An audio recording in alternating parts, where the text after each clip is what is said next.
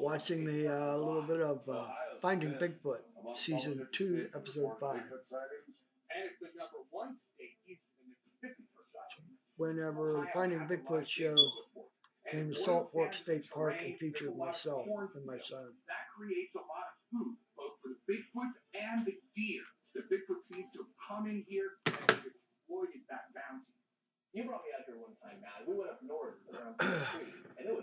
You know, these guys here on this show, the three of them, they claim to have witnessed Bigfoot. They claim that they're Bigfoot experts, but they're not. For one thing, they keep calling them animals. They're not animals. Listen.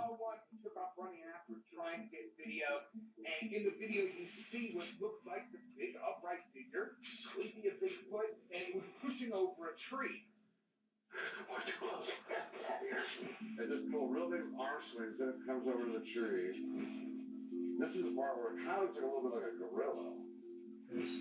The video starts off real shaky, and you see it grabs the tree and starts shaking it. It was kind of weird because that speaker back here was holding it there instead of like 1 foot forward like a person would do. You hear that? Gorillas did not. Bobo said right there, did not act like a person would do it. And we see some behavior, and that is clearly behavior that other great apes exhibit at times. Tree shaking and tree breaking is actually a universal behavior seen in all ape species. When apes are stressed out, they break and they shake trees and stuff as an intimidation display and also to relieve stress. One thing I was impressed with on this video, though, is that it looks like a keg on legs. There's this burly torso. We review a lot of Sasquatch videos. The majority of them, I think, are absolutely ridiculous. But this one, actually, I looked at it for a second and was like, hey, I mean, that could be something. There's this bulky torso that to me looks like what a Sasquatch is supposed to look like. This film has enough tantalizing details to make it well worthy of investigation. There you go. There you go. Enough tantalizing evidence to make it well worth their investigation. Fact is, they never investigated it. Bobo Fay was supposed to find a tree of similar species and size and diameter as the tree shaker Sasquatch had taken down. Now, he wouldn't do that. Off to the side, he kept a cameraman with him off to the side, and they show him there was about a 7 to 8 foot dead tree stump, small one, rotten, off to the side, and he pulled on that one time and it snapped right off. The other, the version where they show him shaking a tree back and forth, it's the one that the tree had been laying on the ground for about a year. It's the one that the Sasquatch person had taken down a year before. And Cliff, his only insinuation was, what happened to the top of the tree? Well, I don't know. I think they're thinking that it was somebody out gathering firewood that was camped at Salt Fork. Now, this place is a couple of miles away from the campground. And if you've ever been to Salt Fork, the campground area is surrounded by woods. There's all kinds of dead trees laying on the ground around the campground. There's no need for anybody to drive 2 miles to break down a tree, break the top of it off, and haul it back to their campground for a little bit of firewood, dead pine wood that's going to burn up in about 2 minutes, when they can get a whole big stack of the exact same stuff right at their campsite. what they say doesn't make sense. They had no scientific equipment with them. The only the only thing they had was Cliff had a little viewfinder thing that you would use for determining distance for taking a picture. And I suppose that was what they were trying to do to determine the distance between where myself was when I took the video and the figure on the tree. But if you pay attention to their video evidence, their picture evidence, their comparison, you'll notice that the picture taken with my camera by Matt Moneymaker was zoomed in more than the original video. So what they did when Matt Moneymaker used my camera to take a picture and not a video, Matt Moneymaker took a picture with my camera. It was zoomed in on Bobo Fay. And then they compared that with my video that was actually back farther.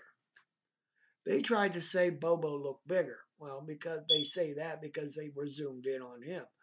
But if you actually compare, if you can find that show anywhere, and by the way, it is the only Finding Bigfoot episode that you must pay to see. All the other ones, you can find them anyplace else and watch them for free. But my episode, you have to pay to view. It's not because of me, it's because of them. Because they know that video contained an actual Sasquatch and showed exactly what they are. And something else they never mentioned on the show, the speech, the Bigfoot language was captured on that video. The video wasn't very long. It was only 39 seconds because I had been taking pictures that day and a few short video clips of the kids sled riding. We was over at the Salt Fork Dam doing that. We actually went out of our way to go over to Morgan's Knob. Nobody knew we were there. We had no clue that we were going there that day. When we were done sled riding, my youngest son wanted to go over that way for whatever reason. The rest of us didn't want to. We were tired, we were wet, we were cold. We just wanted to go home. He wanted to go over that way. So, make him happy, we went over that way. That's when it happened. The two of us walked in. The other two stayed in the van back in the parking lot. Ours was the only vehicle in the parking lot that day. And we walked back there. We didn't get very far. Then I started hearing the tree breaking. It was my idea to take the camera out and record video just for the audio of the tree breaking. And it was kind of loud. Whatever it was, or whoever it was close. We should have seen them, but we didn't. And I wanted to go see if I could get closer. My son, he didn't want to. He looked at me with a very scared look. He didn't want to go. I said, well, okay, the car's right back behind us. He goes, we're not far away from the car. I said, go on back to the van. Your brother and your sister's in the van listening to music. Go back with them. He decided to stay with me as I went up through the pine trees. Got a little bit closer. I seen two of them. Two. Walking down in front of me. I tried to get a video. I tried to zoom in. But with my little Kodak Easy Share camera, it's an 8 megapixel camera. I mean, it doesn't take very good videos, especially moving like that from from a distance. I tried my best. It was all shaky on Zoom. It just shook all over the place. And then I realized I missed that one. Tried to run up a little bit to get ahead of him. He stayed right on my heels. And then I picked out a spot and we set up. And I really had no idea that I was going to see the one step up on that embankment. It's a 4 foot embankment. He stepped up on that in one step, people. One step, 4 foot high embankment. And like I said, I didn't expect to see one step up on that embankment. I thought I would stop there and see if I could get some more of the tree breaking. And that's when it stepped up there. It went over to that tree, grabbed a hold of it, and like Bobo said, both feet were back, not 1 foot in front of the other one like you would expect a person to do. He just reached out with both hands and started pulling on that thing, swaying it back and forth. And if you look at my video, that tree, you can see it swaying back and forth way above. It's 35 to 40 feet above. If you watch the video, you can see it. And then sometime along after we got out of there. I mean, it scared me. When that thing first stepped up, it looked directly at us. I thought for sure he's seen us. And I was scared. I didn't know what was going to happen. Is that going to come out of us? I got that video and I grabbed him and I said, let's get out of here. And we took off on a dead run back to the van. When we got back to the van, there's the other two kids still in the van listening to music. They wondered why we were so out of breath and acting like we were. That's when I showed them what I had on camera. I wasn't going to show that public to anybody. We got back to the house and was looking at it again. I put the memory card in the computer and was looking at it on a bigger screen. And they all kept saying, you got to put this on YouTube. I'm like, no, I'm not going to do that. No.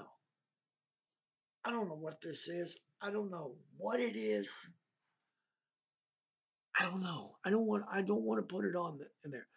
They talked me into it, so I did. I put it on there. I put it on there about 11 o'clock at night. And with the internet provider we had, it took forever for that little clip to upload. And it was shortly before midnight when it went live. I turned the thing off. You know, back in those days, I didn't even know how to work a YouTube channel. In fact, I didn't even have a channel. Back in those days, all you had to do is put in your username and a password and upload videos to YouTube. The only way I could view any videos that I put on there, and there was only 2 others, and they were paranormal videos from the Moonville Tunnel. The only way I could view them was to go to my Google homepage, type in YouTube, my YouTube username, and then the videos would come up. That was the only way I had. Anyway, I just out of curiosity, I did that the next morning. I couldn't believe the number of views that thing had overnight. The YouTube message box was completely full. The comment section under that was completely full. My email inbox was completely full. And there was still more messages coming in. Every single one of them was in agreement as to what this was. Everyone was shocked. They was actually seeing a real Bigfoot on film.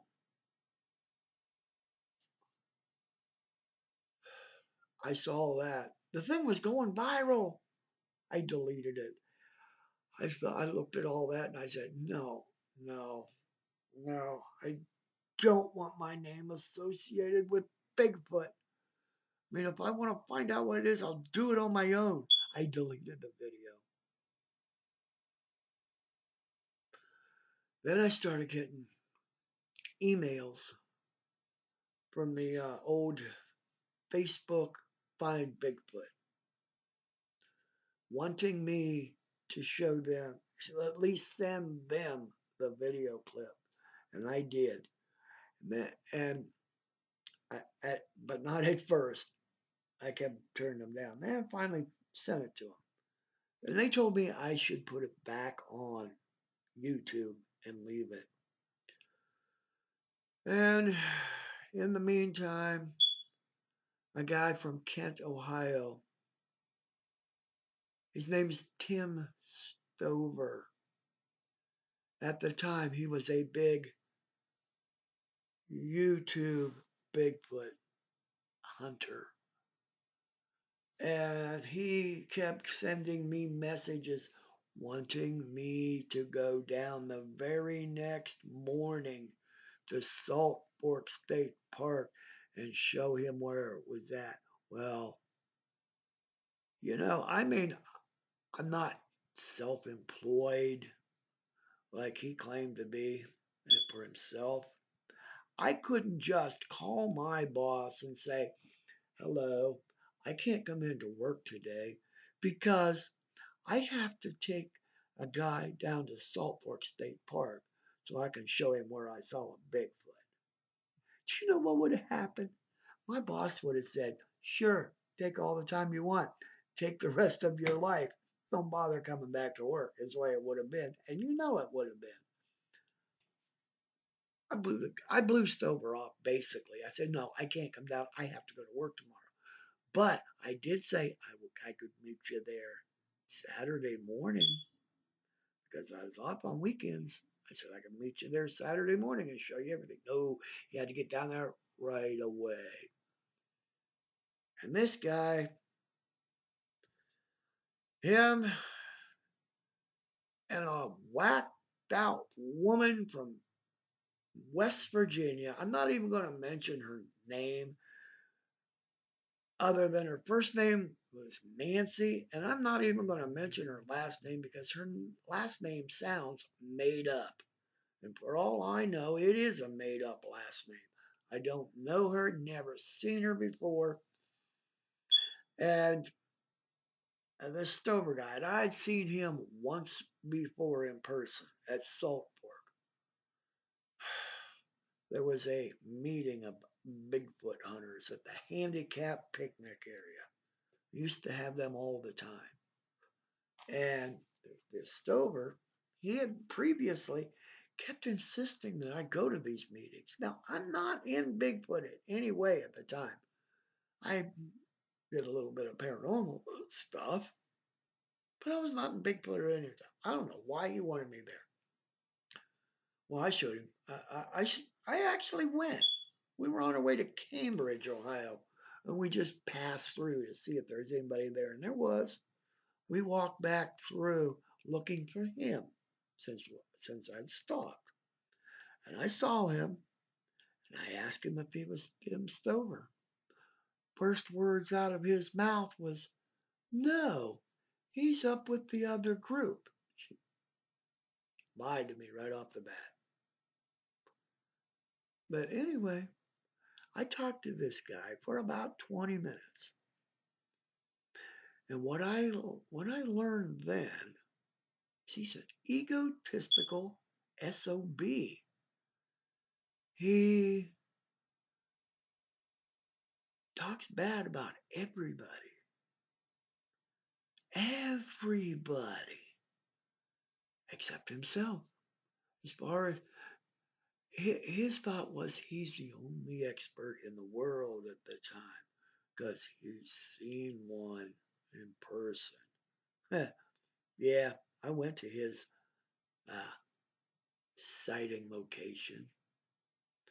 I'd always thought, whenever I first heard his story, I mean, and he had changed the color of the creature several times. It was black, it was brown, it went flip flop back and forth. His latest version since the Finding Bigfoot show was at Salt Fork is it's gray. He always describes it as an animal, but his description later was it was gray, and he said in his words, there's an old, naked, hairy man living in those woods. That's not an animal. But anyway, what it is a person. There are people there. There's not very many of them. They're what I call feral humans. They're wild. Uh, they are the descendants of the people that used to live there, and some of them suffer from birth defects, and they look different. But still, they're humans. They live in those woods. Leave them alone, people. They're not animals. Leave them alone. What I go there for anymore, and believe it or not, is paranormal investigations because there are spirits living in those woods from generations ago that actually protect those woods. And they don't like Bigfoot hunters. So leave the Bigfoot alone. And be careful if you go to Salt Fork for any reason at all, because if you go there with negativity in your mind, they will affect you.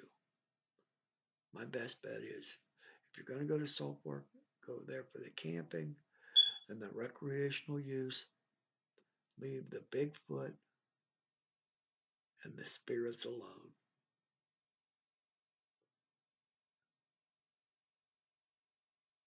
Thank you.